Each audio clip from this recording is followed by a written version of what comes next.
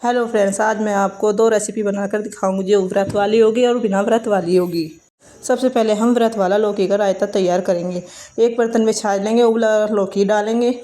उबला लौकी डालने के बाद उसमें सेंधा नमक, काली मिर्च और मिर्च का पेस्ट डालेंगे, हरी मिर्च का पेस्ट डालेंगे। हरी मिर्च का पेस्ट डालने के बाद ऊपर से कटा हरा धनिया डालेंगे। हरा धनिया डालने के बाद हम रायते का तड़का तैयार करेंगे। तड़के को हम रायते में डालकर प्लेट से ढक देंगे और अच्छी तरह से मिलाएंगे। अब हमारा रायता भी बनकर तैयार है।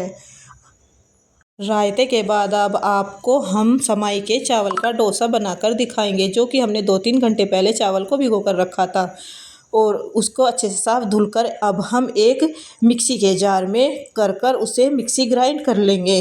अच्छे से पीस जाने के बाद अब उसे हम एक बर्तन में कर लेंगे। बर्तन में करने के बाद ऊपर से उसमें हम थोड़ा कुट्टू का आटा डालकर और सेंधा नमक डालकर अच्छे से बैटर को चलाएंगे। बैटर जब चलकर अच्छे से स्मूथ तैयार हो जाएगा तो हम बैटर को रेस्ट के लिए कुछ देर के लिए रख देंगे। मेंबर व्रत नहीं है उनके लिए हम लौकी की सब्जी तैयार करेंगे। एक कुकर में हम सरसों का तेल डालेंगे और ऊपर से जीरा डालकर भूनेंगे। जीरा भुन जाने के बाद उसमें हम टमाटर और हरी मिर्च डालेंगे। व्रत में लहसुन प्याज का यूज़ नहीं करते, इसलिए टमाटर और हरी मिर्च को ही अच्छे से भूनेंगे। अब हमारे टमाटर और हरी मिर्च भी भूनकर तैयार है। ऊपर से उसमें हम कुछ अपने चुनिंदा मसाले डालेंगे, जैसे नमक, हल्दी, धनिया और लाल मिर्च पाउडर। ये सभी मसाले डालने के बाद उसे कुछ देर तक धीमी फ्लेम पर मसाले को पकने देंगे। मसाला पक जाने के बाद हमारा पहले से कटा लौकी था उसको भी डाल देते हैं।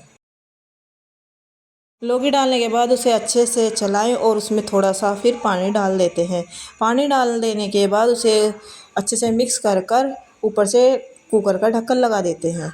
कुकर का ढक्कन लगाने के बाद गैस पर पकने देते हैं। गैस पर कुछ देर पक जाने के बाद उसमें सीटी आ जाती है। सीटी आ जाने के बाद हमारी सब्ज़ी बनकर तैयार है। इधर हमने डोसे का बैटर रेस्ट के लिए रखा था। अब हम तवा गैस पर रखकर डोसे का बैटर फैलाएंगे। डोसे का बैटर हमने धीरे धीरे करके गोल शेप में फैलाया और गोल शेप में फैलाने के बाद उसे अच्छे से पकने दिया। डोसे को धीमी फ्लेम पर हमने पकने दिया। डोसा अब हमारा एक तरफ से पककर तैयार है तो उसे दूसरी तरफ से सेक लेते हैं पलटकर। अब हमारा दूसरी तरफ से भी डोसा सिककर तैयार है। हम डोसे पर आलू की स्टफिंग फैला लेते हैं, जो कि हमने पहले से ही तैयार की हुई थी। डोसे पर आलू की स्टफिंग रखने के बाद हम उसे गोल गोल राउंड शेप में मोड़ लेते हैं। अब हमारा समाई के चावल का डोसा बनकर तैयार है। इधर हम अपनी रोटी भी सेक लेते हैं। अब हमारी रोटी भी बनकर फूली फूली तैयार है। अब हमारी दोनों ही तरह की रेसिपी बनकर तैयार है। आपको हमारी दोनों तरह की रेसिपी कैसी लगी कमेंट में बताएं, लाइक और सब्सक्राइब करें।